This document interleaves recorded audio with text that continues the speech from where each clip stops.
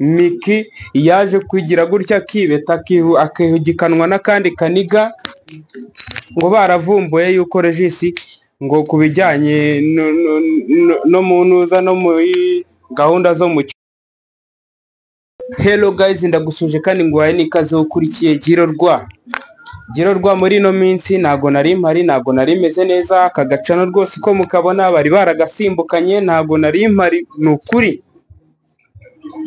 Ntago nigeze mbagezaho show za Regis uburyo Miki yaje kwigira gutya akibeta akihugikanwa n'akandi kaniga ngo baravumbuye yuko Regis ngo kubijyanye no mu ntuza no muri gahunda zo mu cyumba ngo atarakibasha.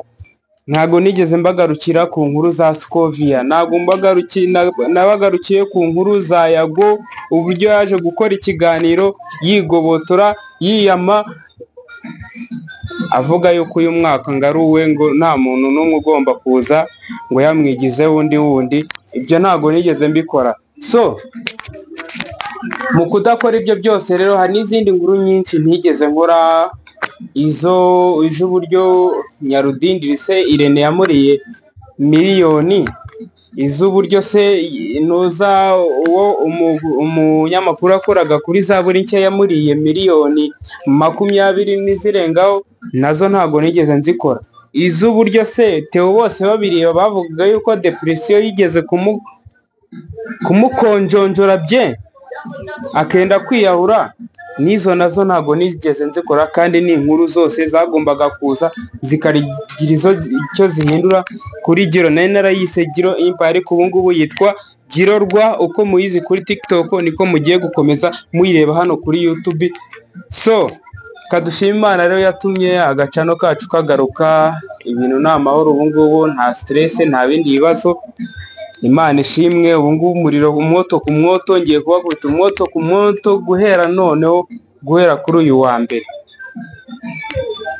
Nta nkuru yose izongera kuba iri gucicikana, ibintu byose muzajye mubibariza ahangaha. Wowe wakoze subscribe nawe utarakora subscribe, bigire vuba vuba kubera ko nutagira vuba vuba muracikanwa.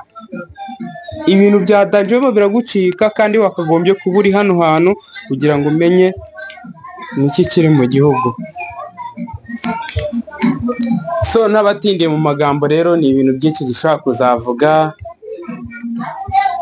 showbiz nyinshi tuzagarukaho. Gusa ikintu cya mbere cyo nabashishikariza kuvuga ni cyo navuga mu dusubscribing, nyamuneka mu dusapoting, dere turacyubaka, nta biceri ntaki.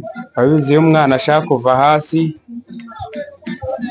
ni ibintu biba bitoroshye, ubukene ibikene biki. Gusa nyine mu izina rya Yesu ntago ubukene bugomba ko twokama, tugomba gukora iyo bwabaga kugira ngo turwanye ubwo bukene.